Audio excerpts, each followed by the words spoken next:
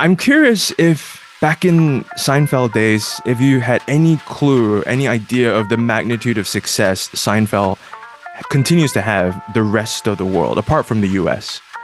Joshua, how could I possibly have any clue? No, we thought we were just another TV series on TV at the time, NBC. The show was not picked up multiple times by the network. They really didn't like it.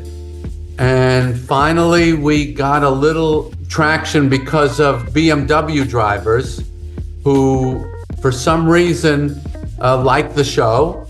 And so BMW would advertise on our show and they would sell cars, and they were a good client for the network. And so that's how we stayed on the air. People that liked expensive things liked our show. Everything kind of goes up and goes down. And I thought that when it was over, it was over. And I really had no idea that it would continue to be popular after we finished it. No idea.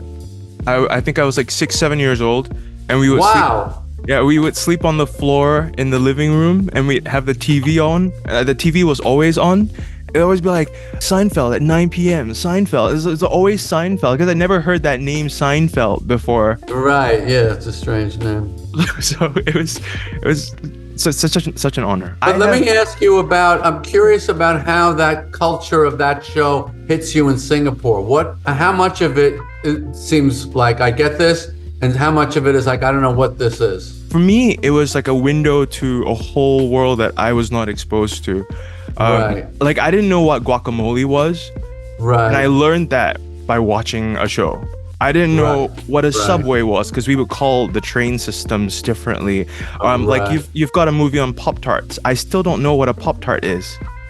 Like breakfast for us is like, I don't know, soup noodles. Do you know the comedian Ronnie Chang, who's Yes, from Malaysian? Singapore? Yeah. Well, he's a good friend of mine, and he tells me that everybody in Singapore is gonna get the stuff that I'm doing. Okay, we'll laugh first. We'll laugh first, and then we'll look around and be like, we're supposed to know this, right? Yeah. That's how it's gonna be. But you're coming to Singapore for the first time. Yeah, first time, and I'm very much looking forward to it. You know, Singapore to Americans seems like some kind of utopian country where there are no problems and everyone's happy. I have definitely heard surveys that Singaporeans are some of the happiest people. Do you believe that? Not really. They're cranky like everybody else. I have a joke for you. Okay. I need you to. Joshua. I need you to assess this joke. Okay. So the bit goes like this, okay? You ever notice how alarm clocks are like the overeager friend who just won't take a hint? You hit snooze once and it's like, hey, remember me? Time to wake up. It's like, calm down, clock. I heard you the first time. Okay, on a scale of 1 to very funny, I would like to buy this joke. How funny was that? Be honest. It did not register, I'm afraid. We did not get a reading. Okay. So here's the twist. That's a joke written by AI in the style of Jerry Seinfeld. Yeah. AI can't write comedy. It's too smart. Do you think there will ever be a place for AI in comedy? Go ahead, try it. No, because comedy is such an essence of the human soul that perception, I know how you feel, how you think, how I feel and think, and where we meet, and this is something that cannot be codified in any program. It's literally invisible in the air. What is the greatest satisfaction in what you do? Seeing happy faces and feeling that energy and knowing you helped make it happen, and they make me happy that I did what I'm trying to do, and we're all just happy for a period of time. It's like an air bubble underwater. You're in that place of your career right now where you're getting your flowers as an icon, as a legend. This is where you get inducted into the Rock and Roll Hall of Comedy. You get another star on the Walk of Fame. I have to ask you, what does real legacy mean to you? What do you want? Absolutely nothing. Legacy means nothing to me. I don't believe in leaving behind anything. I believe in the experience of now and today what will be left behind means nothing to me. This is just for now. Life is for now, I believe.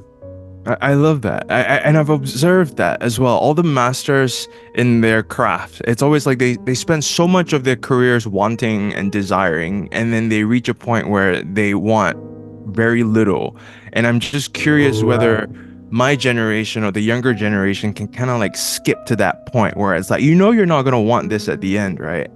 That's an interesting idea, trying to skip to that point in the beginning.